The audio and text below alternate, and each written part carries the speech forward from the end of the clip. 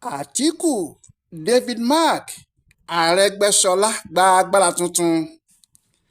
Nígbà tí ìnáwó òkú bá fẹjú, àwọn onílù yóò máa lu ìlù, wọn yóò sì máa fìlù sọ̀rọ̀ pé lónìí lọ́jọ́ pé, lónìí lọ́jọ́ pé, ohun tó ń gbé fùkẹ̀fùkẹ̀ nínú yín, lónìí lọ́jọ́ pé. Orin tí àwọn àgbààgbà àti àwọn apàṣẹ ẹgbẹ́ òṣèlú ADC yóò máa kọ kiri báyìí nìyí o, nítorí wọ́n ti ja ogun àjàyè. Òní yìí ni wọ́n sì mọ̀ pé gbogbo ìlàkàkà wọn kò ní í já sófo.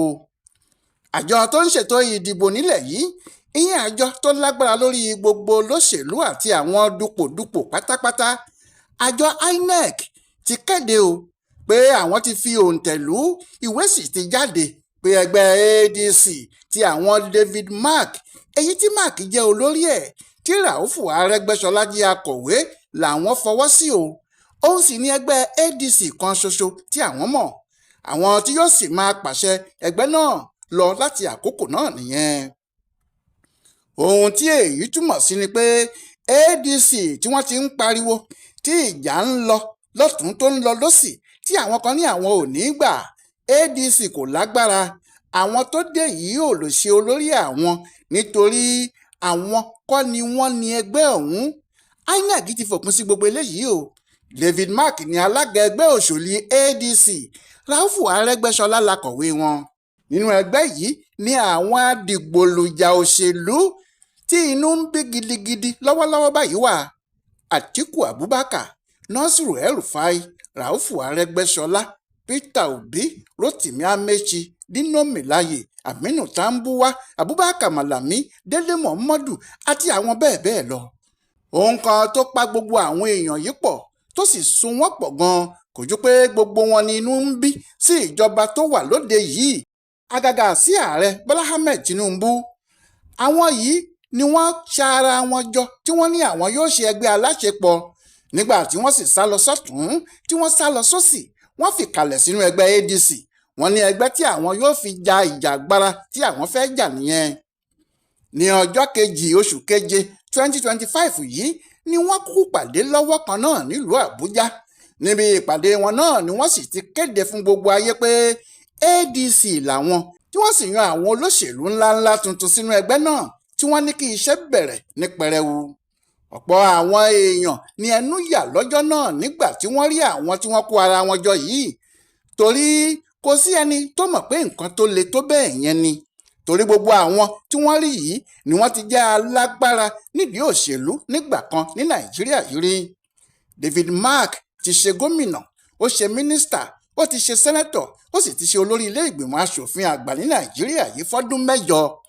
Raufu Arẹgbẹṣọla ti ṣe kọmíṣánná, ó ṣe gómìnà ọdún 7 kó tó wá ṣe mínísítà.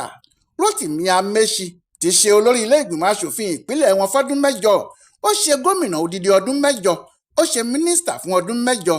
Nítorí bẹ́ẹ̀ ni ìpàdé wọn ṣe ya àwọn èèyàn lẹ́nu, bẹ́ẹ̀ ló sì mú ìbẹ̀rù dání. Ìbẹ̀rù tó mú dání náà ni pé ọ̀pọ̀ àwọn tí wọ́n wà nínú ẹgbẹ́ yìí bí wọ́n ti yapa kúrò nínú PDP ní 2013 rèé, tí wọ́n sì fi lọ dá ẹgbẹ́ APC sílẹ̀ ní 2014, tí APC sì padà gbàjọba lọ́wọ́ àwọn tó ń ṣe é lọ́wọ́ nígbà náà. Ohun tó jẹ́ kí ọ̀rọ̀ àwọn ADC tuntun náà di ìjayà nìyẹn, nígbà tí wọ́n rí àwọn àgbààgbà tí wọ́n kún inú ẹgbẹ́ náà fọ́fọ́fọ́, tó sì jẹ́ àwọn àgbà tí inú ń bí ní gbogbo wọn. Àmọ́ bí wọ́n ti ní àwọn bẹ̀rẹ̀ iṣẹ́ àṣepọ̀ yìí, bẹ́ẹ̀ ni wàhálà dé. Ó dé bá wọn lọ́tún lósì ni o. Ẹnìkan tó ti du ipò ààrẹ lórúkọ ẹgbẹ́ náà ní 2023, Dumebi Kachiku ló kọ jáde tó ní irọ́ ńlá, àlá burúkú ni Ralph Nwosu tó jẹ́ alága ẹgbẹ́ náà tẹ́lẹ̀ ńlá. Ó ní láti lọ sọ pé àwọn kan ni yóò máa ṣe olórí ẹgbẹ́ náà, ẹgbẹ́ tí àwọn jọ dá sílẹ̀, ó ní ìyẹn ò ní ṣeé ṣe o. Ó ní àwọn èèyàn náà wọn kò lórúkọ méjì ju já àgbà lọ, pé wọ́n wá já ẹgbẹ́ ADC gbà lọ́wọ́ àwọn tó ní ní, àmọ́ kì í ṣe lójú òun ni wọn yóò ti rí ìyẹn ṣe.